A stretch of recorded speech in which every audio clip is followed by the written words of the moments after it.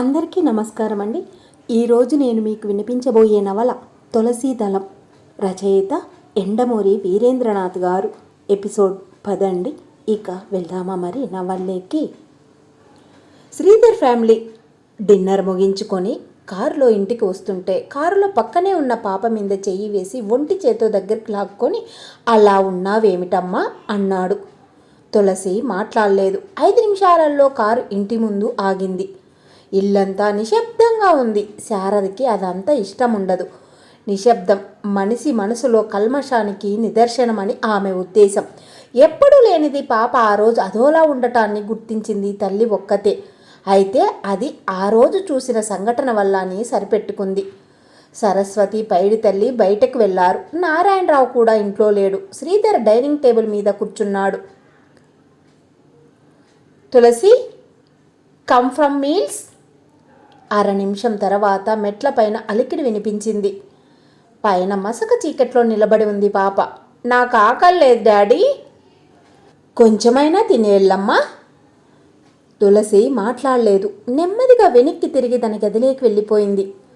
భార్యాభర్తలిద్దరూ మొహమొహాలు చూసుకున్నారు. తల్లి మాటల పట్ల తులసి ఇంత నిర్లక్ష్యంగా ప్రవర్తించడం అదే మొదటిసారి. శ్రీధర్ కుర్చీ వెనక్కి తోసి మెట్లెక్కాడు. తులసి గదిలోకి నడిచాడు. తలుపు తీసే ఉంది. గుమ్మం దగ్గర నిలబడి చూశాడు. తల పక్కకు తిరిగి తలగడలో ముఖం దాచుకొని నిస్త్రాణంగా పడుకొని ఉంది. అతడికి ఒక్కసారిగా జాలేసింది. జాలేమిటి? అక్కడ ఆ పదం చాలా విచిత్రంగా పడింది. ప్రేమ అని ఉండాలి. 6th సెన్స్ ఏమైనా చెప్తుందా? దగ్గరికి వెళ్ళి మీద చేయి వేసి రహ్మా అన్నాడు. తులసి అటునుంచి కొద్దిగా ఇటు తిరిగి మళ్ళీ పడుకుంది. ఇంతలో శారద గ్లాస్తో పాలు తీసుకొచ్చింది. పక్క మీద కూర్చొని కూతుర్ని లేపి తాగించాడు. తర్వాత పడుకోబెట్టాడు. మెడ వరకు దుప్పటి కప్పి బయటికి వచ్చాడు. మెట్ల మీద శారద మళ్ళీ పైకి వస్తూ కనిపించింది. ఆమె పిడికిలు మూసుకొని ఉంది. ఏమిటిది? కొంచెం దృష్టి తీస్తానండి. అతనికి నవ్వు వచ్చింది. అయినా మాట్లాడలేదు. చూస్తూ ఊరుకున్నాడు. ఆమె పాప దగ్గరికి వెళ్ళి చేతిని తల చుట్టూ 3 సార్లు కుడి పక్కకి 3 సార్లు ఎడమ పక్కకి తిప్పింది. ఆమెతో పాటు అతను క్రిందికి దిగుతూ అడిగాడు, నీకు దృష్టిమంతం వచ్చా? ఆమె రాదన్నట్టు తలూపింది. మిరపకాయల్ని వంటింట్లోకి వెళ్ళి కుంపట్లో వేసింది. చిన్న చిన్న చప్పుళ్లతో అవి పేలాయి. చితుల మధ్యలో కపాలాల్లా. ఆమె భర్త వైపు తిరిగి, చూశారా ఎంత ఘాటో అంది. అతడు దగ్గిని ఆపుకోవడానికి ప్రయత్నిస్తూ, మరి మిరపకాయల నిప్పుల్లో వేస్తే ఘాటు రాదా అన్నాడు. దిష్టి ఎక్కువ ఉంటే ఎక్కువ వస్తుంది అందామె. ఇద్దరు బయటకొచ్చారు. దిష్టి అంటే అడిగాడు. ఆమె నవ్వి, నేను అబ్రకదబ్రాని కాదు, అన్నీ ఇంగ్లీష్లో వివరించటానికి అంది. ఇంగ్లీష్లోనా? మరి మీరెంతే, తెలుగులో చెప్తే నమ్మరుగా. దివ్య దృష్టి అంటే నవ్వుతారు, టెలిపతి అంటే నమ్ముతారు. నేను దేన్ని నమ్మను. మరి నేను పాపకి దిష్టి తీస్తుంటే చూస్తూ ఎందుకు ఊరుకున్నారు? నీ నమ్మకాన్ని పాడు చేయడం ఇష్టం లేక. కాదు అంది శారద తలూపుతూ. ఏ పుట్టలో ఏ పాముందో అన్న మనస్తత్వం. నిజానికి మీరు దిష్టిని వీటిని నమ్మరు. కానీ మీ కూతురికి ఒంట్లో నలతగా ఉంటే మీ భార్య దిష్టి తీస్తుంటే చూస్తూ ఊరుకుంటారు. ఒకవేళ అలా తగ్గినా తగ్గచ్చేమో చూద్దాం అన్న మనస్తత్వం. అవునా? అతను అన్నాడు. నాకర్థం కానిది ఒకటే, ఏదైనా అందంగా ఉంటే చెడ్డ చూపు తగులుతూ ఉంటుంది. పచ్చగా పెరిగిన పైరుకి గడ్డి బొమ్మ తగిలిస్తారు. పిల్లలకి ఒంట్లో బాగా లేకపోతే ఉప్పు తిప్పి నీళ్ళల్లో వేస్తారు. లేకపోతే కాగితం మడిచించి బాల్చి బోర్లా వేస్తారు. నూనెలో గుడ్డ ముంచి కాలుస్తారు. వీటికి ఒంట్లో తగ్గడానికి ఏమిటి సంబంధం? కాళ్ళకి పసుపు రాసుకోవడానికి, తినే విస్తరకు చుట్టూ నీళ్లు చల్లడానికి సైంటిఫిక్ రీజన్ ఉంది కానీ దిష్టి మంత్రానికి లేదే. మరి ఈ ఆర్గ్యుమెంట్ అంతా దిష్టి మంత్రం నేను తీసే ముందు చేసే నన్ను ఆపివేయచ్చు కదా, ఎందుకు ఆపలేదు అని వాదించింది శారద. శ్రీధర్ నవ్వి ఊరుకున్నాడు. నిజానికి అతని దగ్గర కౌంటర్ ఆర్గ్యుమెంట్ లేదు. పూర్తిగా నమ్మినా పర్లేదు, నమ్మకపోతే అసలు ఘర్షణే లేదు. ఈ నమ్మి నమ్మకపోవడాలు పోవాలంటే ఇంకొక 2 తరాలు మారాలేమో.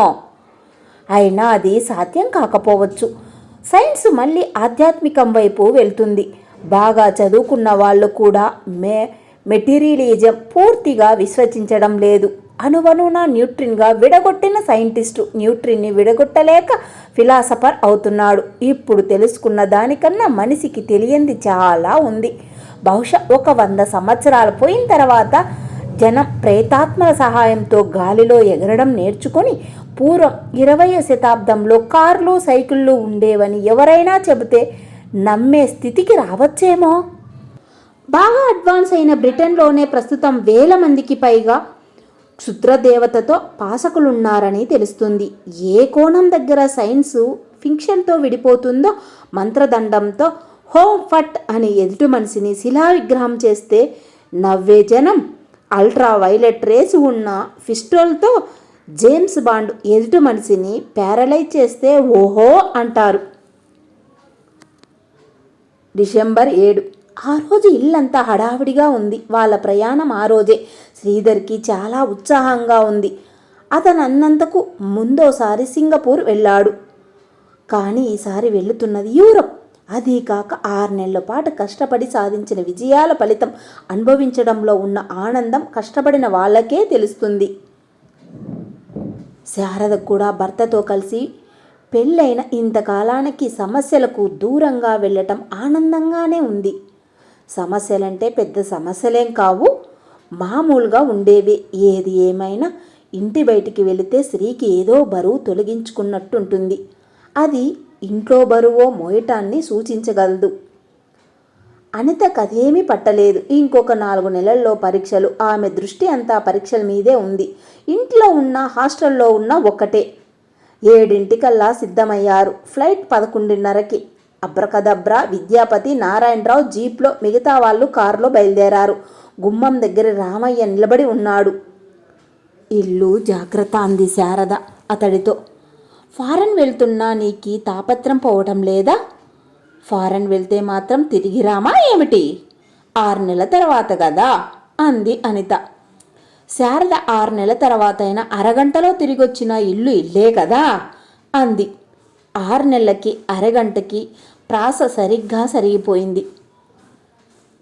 కారు ఎయిర్పోర్ట్ దగ్గర ఆగింది. శ్రీధర్ చెక్ ఇన్ స్లిప్ తీసుకోవడం కోసం వెళ్ళాడు.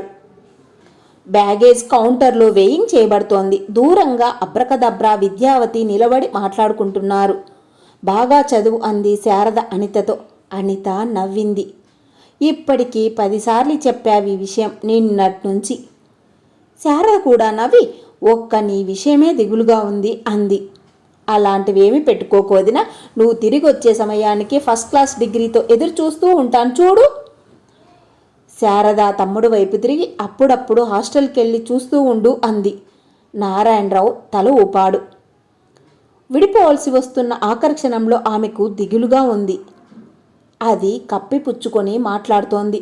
శ్రీధర్ వచ్చి భార్య తాలూకు చెక్ ఇన్ స్లిప్ ఇచ్చాడు. మొదట అనౌన్స్మెంట్ వినిపించింది. శ్రీధర్ చెల్లెలతో వారానికి ఒక ఉత్తరం రాయి, మర్చిపోకు అన్నాడు. పెద్ద జవాబు రాసేవాడిలా అడుగుతావేం అంది అనిత. శ్రీధర్ నవ్వాడు. నేను వ్రాయననుకో, వదిన వ్రాస్తుంది కదా అని నారాయణరావుతో. రామయ్య ఉంటాడు, ఇంకా ఏదైనా కావాలంటే బ్రాహ్మణ్ణి కలుసుకో. నారాయణరావు తల ఊపాడు. ఇన్ని మాటల మధ్య తులసి మౌనాన్ని ఎవ్వరూ గుర్తించలేదు. విద్యాపతి స్వీట్స్ కొనుక్కొచ్చి పాపకిచ్చాడు. అందుకుంది. థ్యాంక్స్ చెప్పలేదేం? బ్రాహ్మణ్ అడిగాడు. అంతలో సెకండ్ అనౌన్స్మెంట్ వినిపించింది. ఈ బ్రీఫ్ కేస్ ఒకటేనా అంది శారద. మిగతావి లగేజ్లో ఇచ్చేశాను చెప్పాడు శ్రీధర్. శారద చేతులు జోడించి వెళ్ళొస్తామండి అంది. విద్యాపతి బ్రాహ్మణ్ నమస్కారాలు చేశారు.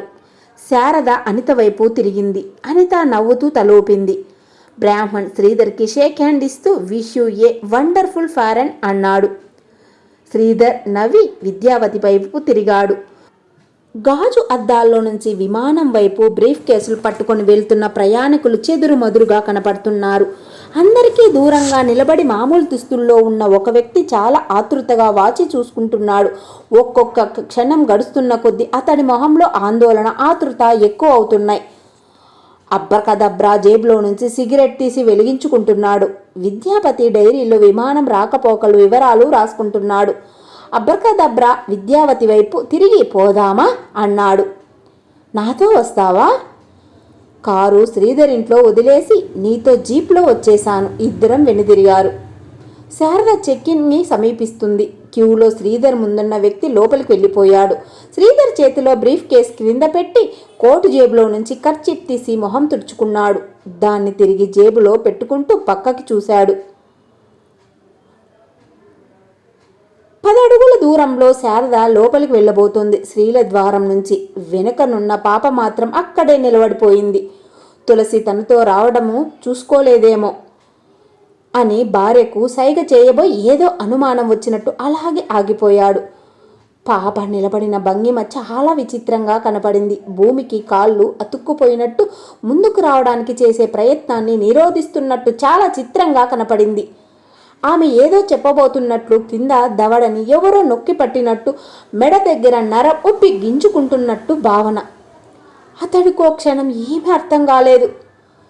కమాన్ ప్లీజ్ అంటున్నాడు డ్యూటీ ఇన్స్పెక్టర్. ఈ లోపలనే శారద విని తిరిగి కూతురు తనతో రావట్లేదని గుర్తించిన రామ్మ అంది. తులసి కదల్లేదు. శ్రీధర్ డ్యూటీ ఇన్స్పెక్టర్ వైపు తిరిగి ఎక్స్క్యూజ్ మీ అని కూతురు వైపు నడిచాడు. ఈ లోపలనే శారద అక్కడికి చేరుకుని అలా ఉన్నావేం అని పాప చేయి పట్టుకుంటుంది. ఆమె స్పర్శ తగలగానే అప్పటి వరకు నొక్కి పట్టుకుని ఉన్న ఆ దృశ్యశక్తి ఏదో ఒక్కసారిగా వదిలినట్టు వదులుతూ కసి తీర్చుకున్నట్టు అయింది. తల్లి చెయ్యి ఒక్క విసురుతో విదిలించుకొని పాప గాల్లో బంతిలాగా డైవ్ చేసింది. 4 అడుగులు గాల్లో ఎగిరి వెలకిలా ముద్దలా క్రిందికి పడింది. ధవాల్మని చప్పుడు. వేలతో గచ్చు మీద మట్టిని గోకడానికి ప్రయత్నిస్తూ మెలికలు తిరిగిపోతూ భయంకరంగా హృదయ విదారకంగా అరిచింది. అమ్మా! 50 అడుగుల వెడల్పు, 200 అడుగుల పొడవు ఉన్న హాల్ మొత్తం ఆ శబ్దం ప్రకంపనాలతో నిండిపోయింది. ఎక్కడ వాళ్ళక్కడ స్థానువులై నిలబడిపోయారు. మరణహోమం ప్రారంభమైంది. అందరికన్నా ముందే తేరుకున్న శ్రీధర్ ఒక్క ఉదుటున అక్కడికి చేరుకుని మోకాళ్ళ మీద కూర్చొని అమ్మా తులసి పాప అన్నాడు. ఈ లోపలే బయటికి వెళ్ళబోతున్న బ్రాహ్మణి విద్యావతి పరిగెత్తుకుంటూ వచ్చారు. శారద షాక్ తగిలినట్టు ఉన్న చోటనే నిల్చొండిపోయింది. ఆమెకి జరుగుతున్నదంతా లీలగా తెలుస్తుంది. మెదడు మొద్దు బారిపోయినట్టు అనిపించింది. అందరూ గుమికూడడం కనిపిస్తుంది. ఏవేవో మాటలు, అంతా గందరగోళం. అంతమంది వాళ్ళ కాళ్ళ సందుల్లో నుంచి పాప శరీరం నిప్పుల మీద పెట్టినట్టు వంకర్లు తిరగడం కనిపిస్తుంది. తల అటూ ఇటూ విదిలిస్తుంది. శ్రీధర్ 2 చేతులతోనూ ఆపటానికి ప్రయత్నిస్తున్నాడు. విద్యాపతి పాప నోరు బలవంతంగా తెరిచి చేతిలో డైరీ పళ్ళ మధ్య కుక్కాడు. నాలుక తెగకుండా. బ్రాహ్మణ్ పాప కాళ్ళు కొట్టుకోకుండా ఉండడానికి శతవిధాలా ప్రయత్నిస్తున్నాడు. 1/2 నిమిషం తర్వాత వాళ్ళ ప్రయత్నం ఫలించింది. తులసి కదలటం మానేసింది. బలంగా శ్వాస తీయటం మాత్రం తెలుస్తుంది. అక్కడ వాళ్ళు గుంపులుగా చేరి ఆ విషయమే మాట్లాడుకోసాగారు. ఎయిర్పోర్ట్ డాక్టర్ ఇంజెక్షన్ చేసి శ్రీధర్తో పర్లేదంటున్నాడు. అప్పుడు కదిలింది శారద.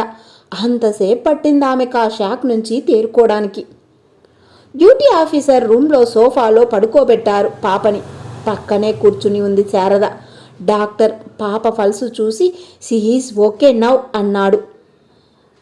శ్రీధర్ నిస్త్రాణంగా పడుకున్న కూతురి వైపు చూసి ఇప్పుడు ఫ్లైట్లో వెళ్ళడం మీరు అడ్వైజ్ చేస్తారా అని అడిగాడు.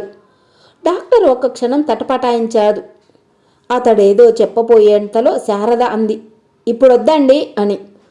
శ్రీధర్కి కూడా అదే మంచిదేమో అనిపించింది. అతడి భావాన్ని గుర్తించినట్టు డాక్టర్ నో రేపు వెళ్ళండి అన్నాడు. ఇప్పటికైతే ఏమీ పర్లేదు. She will be all right in the another 10 minutes.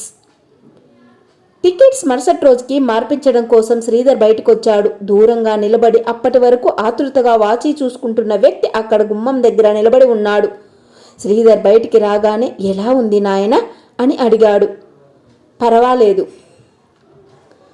ఈ స్థితిలో పాపని విమానం ఎక్కిస్తారా? లేదు, క్యాన్సిల్ చేసుకుంటున్నాం అనేసి వడివడిగా అక్కడి నుంచి కదిలిపోయాడు శ్రీధర్. ఒక్క క్షణం నిలబడి ఉంటే అలా అడిగిన వ్యక్తి మొహం ఆ సమాధానంతో విచ్చుకోవడం గమనించేవాడు. శ్రీధర్ వెళ్ళగానే ఆ వ్యక్తి పబ్లిక్ బూత్లోకి నడిచాడు. శ్రీధర్ ఇంటికి ఫోన్ చేశాడు.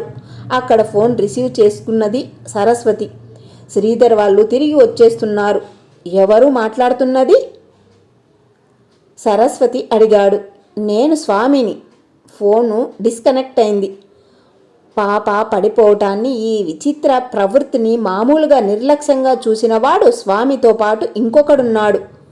అతడు నారాయణరావు. ఎయిర్పోర్ట్ నుంచి ఇంటికి తిరిగి వస్తున్నప్పుడు కారులో ఎవరూ మాట్లాడలేదు. ఎవరి ఆలోచనలో వాళ్ళున్నారు. తల్లి ఒళ్ళో తల పెట్టుకుని పాప పడుకుంది. ఈ నిశ్శబ్దాన్ని ఛేదించి సరస్వతి చంద్ర చటోపాధ్యాయ విషయం తెలుసుకొని విశాలంగా నవ్వాడు. అంతే కదా అన్నాడు. ఏదో చూసి భయపడి ఉంటుంది. అయినా శారదమ్మ పాపని అంతగా అలంకరించకపోతే ఏమైందమ్మా? అసలే అందమైన పిల్ల. ఏ దిష్టో తగిలి ఉంటుంది. సరస్వతి ఇలా మాట్లాడడం అందరికీ ధైర్యం కలిగించింది. నిజానికి ఆ పరిస్థితిలో ఆ మాత్రం సానుభూతి ఎంతో అవసరం. చాలు కూడా. పాప కూడా కారులో నుంచి మామూలుగా తనంత తానే లేచి ఇంట్లోకి రావడం శ్రీధర్ని సంతృప్తిపరిచింది. ఏం పాప, ఇప్పుడు బాగానే ఉంది కదూ? విద్యాపతి అడిగాడు. ఇప్పుడు నాకేమైంది? అందరూ ఒకరి మొహాల్లో ఒకరు చూసుకున్నారు. శ్రీధర్ మాట మారుస్తూ, ప్రోగ్రాం ఈ రోజుకి క్యాన్సిల్ అయింది బేబీ, రేపు వెళ్తున్నాం అన్నాడు. Is it okay? ఓకే పప్పా. ఈ సంభాషణ ఇక్కడ ఇలా జరుగుతున్న సమయంలో బిస్తా గ్రామంలో తన ఇంట్లో కాద్రా మొదటి వాయువును విజయవంతంగా ప్రయోగించి రెండో రంగానికి సిద్ధమవుతున్నాడు. కాశ్మోరాలో 16 అంకాలు 5 వాయువులు ఉంటాయి.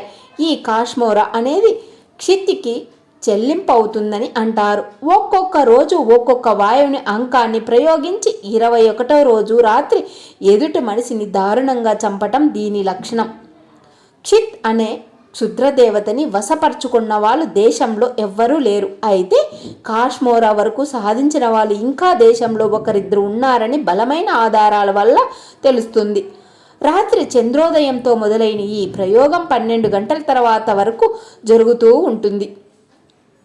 మంత్రగాడు ఆ 21 రోజులు నిద్రపోకూడదు, మధు ముట్టకూడదు, మరణాన్ని కూడా చూడకూడదు, తన రక్తాన్ని చూడకూడదు.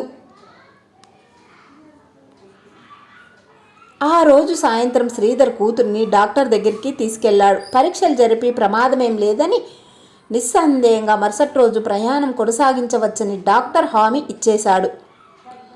ఎందుకలా హఠాత్తుగా కేక వేసి పడిపోయి ఉంటుంది? పాపని విజిటర్స్ రూమ్లో కూర్చోబెట్టి లోపల అడిగాడు. హిస్టీరియా అన్నాడు డాక్టర్. అయితే అది చాలా తాత్కాలికం. అంటే షాక్ తగిలినా కానీ, ఏదైనా దారుణాన్ని చూసినా కానీ కారణాలు ఏవైనా అయి ఉండొచ్చు. కానీ ఇప్పుడు ఆమెలో ఏ సింటము లేదు, బలహీనత తప్ప. ఈ బి కాంప్లెక్స్ టాబ్లెట్స్, ఈ టానిక్ వాడండి చాలు. రేపే మా ప్రయాణం. డాక్టర్ లేచి అతడి భుజం తడుతూ, ఏం పర్వాలేదు, by all means you can go అన్నాడు. ఇద్దరు బయటికొచ్చారు. తులసి కుర్చీలో నుంచి లేచింది. డాక్టరు పాప భుజం చుట్టూ చెయ్యి వేసి, ఫారిన్ నుంచి నాకేం తెస్తావు పాపా అన్నాడు. స్టెథోస్కోప్. డాక్టర్ బిగ్గరగా నవ్వి గుడ్ అన్నాడు. శ్రీధర్ కూడా నవ్వి గుడ్ బై డాక్టర్ అన్నాడు. Good bye Sridhar. పాప ఫ్రంట్ సీట్లో కూర్చుంది. శ్రీధర్ మనసు తేలిగ్గా ఉంది. ప్రొద్దుటి నుంచి జరిగిన సంఘటనతో వికలమైన మనసు బాగా సర్దుకుంది. సాయంత్రపు చల్లగాలి మనసును సేద తీరుస్తుంది. కారు నెమ్మదిగా నడుపుతున్నాడు. పక్కనే విశాలమైన ప్లేగ్రౌండ్, దూరంగా వీధి లైట్లు అప్పుడే వేశారు. పప్పా యూ సీ హౌ నైస్ అంది ఉత్సాహంగా అటు చూపిస్తూ. శ్రీధర్ తల చెప్పి చూశాడు. విశాలమైన మైదానం, అందులో భూమి ఆకాశం కలిసే చోటు నుంచి నిండు చంద్రుడు నెమ్మదిగా పైకి వస్తున్నాడు. చంద్రోదయం. అక్కడ బిస్తాలో అది రెండో రోజు అంకపు ప్రయోగానికి ముహూర్త సమయం. వాళ్ళ ఇంటికి వచ్చేసరికి 7:30 అయింది. డాక్టర్ మరుసటి రోజు ప్రయాణానికి ఒప్పుకున్నాడని శ్రీధర్ చెప్పాడు. శారద ఇంకా ప్రొద్దున్నే తాలూకు ప్రభావం నుంచి తేరుకోలేదు. విని ఊరుకుంది. ఆమె కొంచెం మామూలుగా ఉండగలుగుతోంది అంటే కారణం సరస్వతే. ఏమీ పర్లేదని చెప్తున్నాడు. అంతా తానొక్కడే మాట్లాడుతున్నాడు. అతని ప్రయత్నం ఫలించింది. మరుసటి రోజు ప్రయాణానికి ఆమె ఆయత్తమవసాగింది. ఇల్లంతా నిశ్శబ్దంగా ఉందేం? శ్రీధర్ అడిగాడు. మావయ్య లేడుగా. అది నిజమేనట్టట్టు తల పంకించాడు అతను. శారద కూతుర్ని దగ్గరికి తీసుకుంది. మామూలుగా ఉన్నప్పుడు తెలియదు కానీ కొద్దిగా పాప నలత చెందితే ఆ ఇంటిల్లి పాది పొందే ఆరాటం చూస్తుంటే తమ హృదయాలలో ఆ చిన్న పాప ఎంత బలమైన ముద్ర వేసిందో తెలుస్తుంది. 8 అవుతూ ఉండగా భోజనాలు పూర్తి చేశారు. శ్రీధర్ చేతులు నాప్కిన్ తుడుచుకుంటూ బయటకొస్తుంటే సరస్వతి లోపలికి వస్తూ కనపడ్డాడు. వెనకే ఒక వ్యక్తి, 25 సంవత్సరాల వయసు, అంగుళం కన్నా పెరగని జుట్టు. నా కొడుకు నాయనా? శ్రీధర్ అతడి వైపు చూశాడు. ఈ 6 నెలలు నాతో పాటే ఉంటాడని తీసుకొచ్చాను అంటూ పేరు చెప్పాడు. తల్లి, పైడి తల్లి. అదే రోజు రాత్రి 10 అయింది. తల క్రిందులు చేతులు పెట్టుకొని పైకప్పు కేసి చూస్తున్నాడు శ్రీధర్. ఏమిటి ఆలోచిస్తున్నారు? శారద అడిగింది. అతడు తల తిప్పకుండానే ఏం లేదు అన్నాడు. ప్రొద్దుటి విషయం గురించేనా? అతడు మాట్లాడలేదు. డాక్టర్ ఏమన్నారు? అతను కొంచెంసేపు మౌనంగా ఉండి స్కిజోఫ్రేనియా కాకపోవచ్చు అన్నాడు. మేబీ హిస్టీరియా అన్నాడు. తల్లి తండ్రి తరపు వంశంలో ఎవరికైనా ఈ లక్షణాలున్నాయేమో అని అడిగాడు. నాకు తెలిసినంతవరకు లేవ్ అన్నాను. ఏదైనా చిన్న షాక్ చెప్పుకుపోతున్నాడు. శారద ఆమె దూరపు చుట్టం జ్ఞాపకం వచ్చాడు. మతి భ్రమించి 6 నెలల తర్వాత చనిపోయాడతను.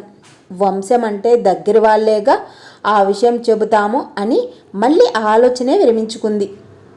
అతను అన్నాడు. అయితే నిశ్చయంగా ఏమీ చెప్పలేదు. ఇంకొంచెం కాలం చూద్దామన్నాడు. కానీ మనము రేపు. అతడికి ఆ విషయం తెలుసు. చిన్న షాక్ వల్ల ఇదంతా జరిగిందని, తులసి చాలా ఆరోగ్యంగా ఉందని తానన్నాడు. మనం వెళ్ళటానికి ఏ అభ్యంతరం పెట్టలేదు. చాలా చిన్న విషయం గురించి తను అనవసరంగా మనసు పాడు చేసుకుంటుందేమోనే అనుకుంది శారద. శ్రీ, హిస్టీరియా అంటే? అతడు ఆమె మీద ఆప్యాయంగా చెయ్యి వేసి ఇక వాటి గురించి ఆలోచించకు, పడుకో అన్నాడు. శారద మౌనం వహించింది. అరగంట తర్వాత అతడు తల తిప్పి చూస్తే ఆమె నిద్రపోతూ కనిపించింది. అతడు కళ్ళు మూసుకుని నిద్రపోవడానికి ప్రయత్నించాడు. దూరంగా 12 కొడుతూ ఉండగా అతడికి నిద్ర పట్టింది. మసక చీకట్లో పైడి తల్లి ఒక్కొక్క అడుగు వేసుకుంటూ మెట్లెక్కాడు. పార్టీషన్ ఉన్న బెడ్రూమ్ తలుపుని చిన్న పూచతో అవలీలగా తెరిచాడు.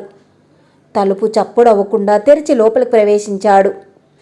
బెడ్లైట్ కాంతిలో తులసి వైపు చూశాడు. ముడుచుకొని పక్కకి ఒతికిలా పడుకొని ఉంది. అతడు పక్క దగ్గరికి తలుపు వేసి నిలబడ్డాడు. అతడి మొహంలో ఏ భావమూ లేదు. ఏమీ తెలియని పాప అమాయకంగా నిద్రపోతూ ఉంది. అతడు తన ఎడమ చేతి చూపుడు వేలిని బ్రొటన వేలితో నొక్కి పెట్టాడు. కుడి చేతిలో చిన్న సూది ఉంది. దాంతో ఆ వేలిని బలంగా గుచ్చాడు. లావా పొంగినట్టు రక్తం పాప నోట్లోకి, పైగా వేలిని వంచి పట్టుకున్నాడు. రక్తం పాప నోట్లో ఒక్కొక్క చుక్కా పడుతుంది. 1, 2, 3. ఆ తర్వాత అతడు తలుపు వేసి క్రిందికి దట్టమైన చీకట్లోకి వెళ్ళిపోయాడు. ఇంతటితో ఈ ఎపిసోడ్ ముగిద్దామండి. మిగిలింది నెక్స్ట్ ఎపిసోడ్లో విందాం. ఇంతవరకు నేను చెప్పిన వాటిలో తప్పులేమైనా దొర్లింటే పెద్ద మనసుతో మన్నించాలని కోరుకుంటూ సెలవు తీసుకుంటున్నా.